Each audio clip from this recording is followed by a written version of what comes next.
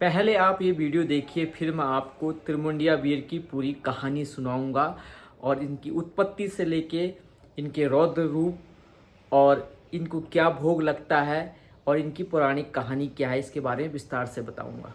नरसिंह मंदिर परिसर में ही त्रिमुंडिया वीर का मंदिर भी है। बद्रीनाथ धाम के कपाट खुलने से एक हफ्ते पूर्व इनकी पूजा होती है। 23 अप्रैल को बद्रीनाथ के कपाट खुल रहे हैं, इससे पहले त्रिमुंडिया वीर की पूजा हुई है। त्रिमुंडिया वीर के ऊपर जो पशुआ जिसके ऊपर त्रिमुंडिया वीर आते हैं, उसको जो भोग लगता है, उस दौरान का जो नजारा होते हैं, दृश्य होते हैं, वो बेहद ही देखने लायक होते हैं और लोगों को आश्चर्यचकित में वो डाल देते हैं। क्योंकि त्रिमुंडिया वीर आखिर है कौन, ये बहुत सारे लोग को नहीं पता है। त्रिमुंडिया वीर का पहला अनुष्ठान होता है, उसके बाद ही बद्रीनाथ धाम के कपाट खुलते हैं। इनकी पूजा जो है उसका भी अलग ही विधि विधान है।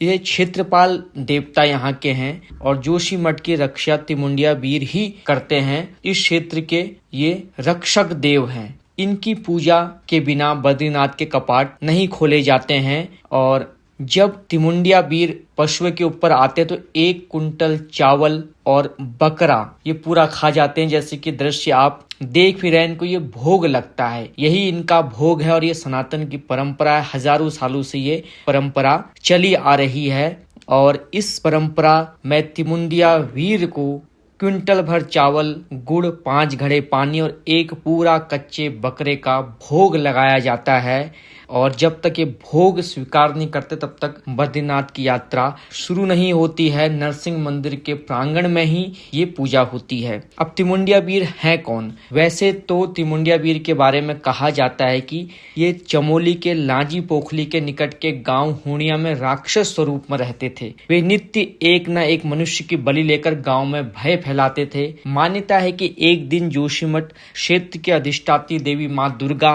अपने क्षेत्र में भ्रमण पर निकली थी और इस दौरान त्रिमुंडिया वीर से उनकी भेंट हुई और लोगों ने मां के सामने अपने दुख साझे किए थे और इस राक्षस के बारे में बताया था। उसी दिन मां दुर्गा ने इनको राक्षस योनि से मुक्त कर देव योनि प्रदान की त्रिमुंडिया वीर को। इसके बाद जोशीमठ में इस आश्वासन से ले आए कि प्रतिवर्ष 1 बकरे की बलि इनको दी जाएगी। उसके बदले ये राक्षस माँ और माँ के पूरी क्षेत्र जो बद्री का नाथ का पूरा क्षेत्र है उसकी रक्षा करेंगे। तब से ये पौराणिक परंपरा चली आ रही है और त्रिमुंडिया वीर देवता की पूजा होती है। उसके बाद ही बद्रीनाथ का कपाट खुलता है।